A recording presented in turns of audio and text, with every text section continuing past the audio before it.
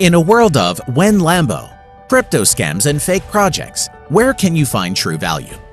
No time to research cryptocurrency projects. No money for crypto reports that cost thousands and thousands of dollars. Don't feel defeated. Knockout Crypto Reports are the answer. Knockout Crypto Reports does the research, saving you time. Knockout Crypto Reports are affordable, saving you money. Knockout Crypto Reports only include the highest quality reports. If you want that Lambo, you need to learn how to invest in the highest quality projects early. Knockout Crypto Reports identifies the highest quality projects early, making you money and saving you time. Go to knockoutcrypto.com and sign up for the report now. Welcome to Knockout Crypto. You can find us on Instagram, Twitter, and YouTube. Follow us on Twitter. Like the video, comment on the video, subscribe to the channel, Knockout Crypto. Want to bring you guys big news today. The SEC just released its longer-rated crypto token guidance. The SEC has just released its longer-rated crypto token guidance. We've had a rally. Bitcoin's over 5,000. Ethereum's 163. Litecoin $87. XRP 34 cents. Bitcoin Cash 306. The big news, the United States Securities and Exchange Commission has published fresh regulatory guidance for token issuers nearly half a year in the making. The guidance focuses on tokens and outlines how and when these cryptocurrencies may fall under a securities classification. According to the document, SEC Director of Corporation Finance William Hyman first revealed that the regulator was developing new guidance for crypto tokens last November, and other members of the agency, including FinHub head Valerie Sumpak and Commissioner Hester Pierce, have reportedly said that the SEC staff was working on the document. In November, Hyman said that the plain English guidance would help token issuers easily determine whether or not their cryptocurrency would qualify as a security offering. The guidance includes examples of both networks and tokens that fall under securities laws, as well as a project which does not. The DLT framework. The framework itself outlines a number of factors that token issuers must consider before evaluating whether or not their offerings qualify as securities. These factors include an expectation of profit, whether a single or at least a central group of entities are responsible for specific tasks within the network, and whether a group is creating or supporting a market for a digital asset. Referencing the off-cited Howey test, the guidance highlights reliance on the efforts of others, reasonable expectations of profits, how developed the network is, and what the token's use case might be, whether there's a correlation between the token purchase price and its market price, and a host of other factors. The guidance also details how issuers should look at tokens previously sold, both in evaluating whether they should have been registered as securities, as well as whether a digital asset previously sold as a security should be reevaluated. The criteria for this reevaluation includes whether the distributed ledger network and digital asset are fully developed and operational, meaning individuals can immediately use the token for some function. The token is focused on a specific use case rather than speculation. Prospects for appreciation in the token's value are limited, and if billed as a currency, the token actually operates as a store of value. While this guidance has been a long time coming and provides some legal clarity for token issuers, it is not a legally binding document and should be seen more as a guideline. Pierce has said in the past that staff-issued guidance does not carry the weight that guidance issued by the commissioners would. Now, staff guidance is staff guidance. The commission can go ahead and bring enforcement actions anyway, but staff guidance does carry a bit of weight. But I would like to do something more formal at the commission level so people have a little bit more certainty. Remaining questions. While the guidance discussed securities classifications and other questions remain unanswered, in particular, the SEC has yet to provide clarity around the idea of custody for broker-dealers holding cryptocurrency. The key issue around custody comes from the fact that while broker-dealers can easily verify that cryptocurrencies in any given wallet belong to them, it is harder to prove that no one else has access to the holdings. Sumpak said during a panel at the DC Blockchain Summit in March that these firms need to show that they have possession and control that could be hard to demonstrate with a digital asset. A digital asset is controlled by whoever possesses the private key, and it's hard to prove a negative, she explained. Also, Wednesday, the SEC issued its first ever no-action letter authorizing a startup token sale to go forward. Full story here. And they have in the article, they have the DLT framework by, they have this article here, so you can see everything there. I'm going to make it full screen. So this is the framework for investment contract analysis of digital assets. Remember that this document is just guidance from staff of the SEC. And I'm just going to, and you guys could go there. I'm going to put this link in the video in the video description. That way you guys could go there and read it and see what you think about this. But this is a direct guidance of the SEC's guidance on digital tokens. You know, there was a post by, I don't know if you know her, but her name is Kathy. Let me see if I reposted that. Her name is Kathy Rue, I think. Kathy Rue had a post today. Catherine Rue had a post. Yes, Catherine Rue had a really good post explaining some of what this SEC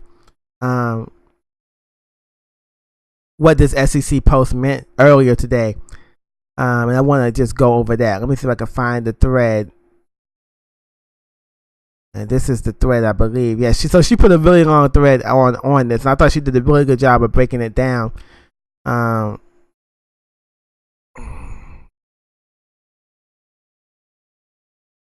me see if I can pull this up.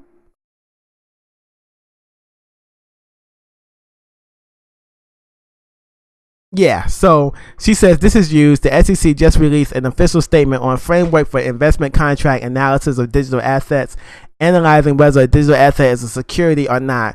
Reading now will post analysis here. Stay tuned.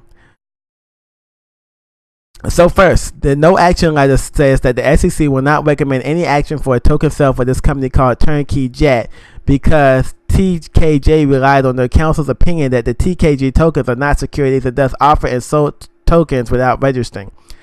TKJ is a small air carrier operator that owns like 2 or 3 jets. They launched their own internal token platform to facilitate transactions between the user, brokers, and the carriers. They also have their own wallets.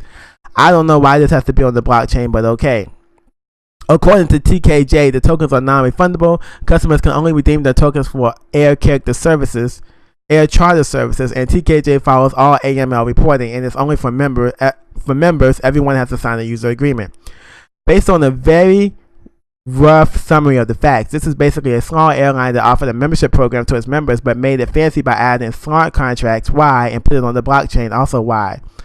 So the SEC said they won't enforce action because each token will be fully developed and operational at the time that any are sold, and any of the token sale funds won't go to developing the platform, network, or app. The tokens will immediately become usable for the intended functionality at the time they are sold. Purchasing air charter services. TKJ will restrict transfers of tokens to TKJ wallets only and not to wallets external to the platform. That is a key factor too. If you're not a security, that means that you have to keep the tokens within the network and you can't transfer the tokens to other platforms. So that's going to be key to keep your coin as not as a security. TKJ will sell tokens at a price of $1 per token throughout the life of the program, and each token will represent a TKJ obligation to supply air charter services at a value of $1 per token. So it's kind of like a USD peg stablecoin. My thoughts, I was initially excited about this no action letter, but now I'm realizing it's just the SEC saying, well, we aren't going to enforce action since you hold USD peg loyalty points for your small air carrier company to your members. Thanks, Sherlock. SSS aside, read for yourself the no action letter. TKJ is the original letter. Now on to the SEC Digital Asset Framework. The Digital Asset Framework was written mostly by Director Hinman, made famous by either May Not Be a Security speech last summer, and Valerie Shumpak. She's the head of the SEC Digital Asset Division. First page and a half, a brief explanation of the Howey test. If you sell a security, you must register. We don't care about the form. The information that you disclose must be true. I know you all know this already, so I'm glossing over the introduction. We know already that each analysis is highly dependent on the facts and circumstances. The first 2 elements of the Howey test are also easier once analyzed. Did you sell tokens for money, and was there a central team developing it? The SEC thinks that most cases, yes.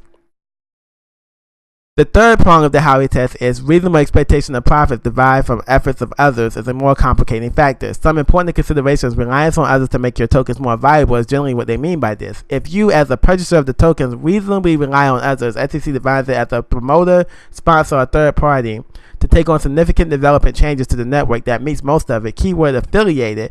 The SEC does acknowledge that development and the like may be done by a decentralized network, but if you have a core team that really does most of the development, improvement, or enhancement, operation, or promotion of the network, then that's what you need to be careful.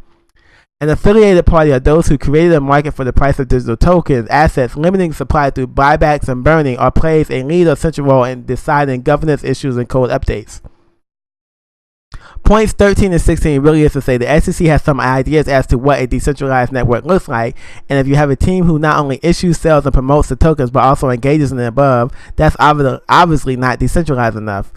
Let's now move on to reasonable expectation of profits, because this fun never ends. Now that I'm accountable, I can't give up halfway. Under the Howey test, if an asset price appears as a result solely from external market forces such as general inflationary trends or the economy, that's not profit. I'm not going into all the factors, but think about what drives your token price appreciation. Some pretty obvious examples translating the legalese: if you as an issuer successfully shill out your token, and that's creating a reasonable expectation of profit for your bag holders. If you as an issuer create a trading market from the token, same thing. Important question: what if the token sale was a security and you didn't register, but now you truly think that your token should be reevaluated since you really don't think it's a security in its form today? Ethereum. Consider these factors then.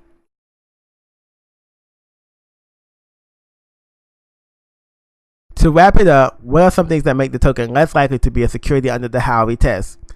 Both network and token fully functional and decentralized. Prospects for appreciation in the token are limited. People don't expect to hold for money. Token holders can immediately use it for its intended functionality on the network. If the issuer facilitates the creation of a secondary market, transfers of the digital asset may only be made by and among users of the platform. So you're less likely to be a security if your token is both decentralized and your network is fully functional. Your token holders can use it intended for its functionality on the network, and the transfers of the digital asset can only be made among users of the platform. There are more factors to consider. Is a token less likely to be a security? I won't copy or paste or paraphrase them here, but it's page 9 or 10 of the framework. In conclusion, the framework is definitely a combination of the cautionary lessons that we learned from the SEC's past enforcement actions. Don't shill your token's value, actually develop a usable token, have a real plan to decentralize out your team. Most importantly, consult a real and reputable lawyer if you feel stuck or confused, which is not me, and none of this is legal advice. And if you're taking legal advice from Twitter, I don't know what to tell you.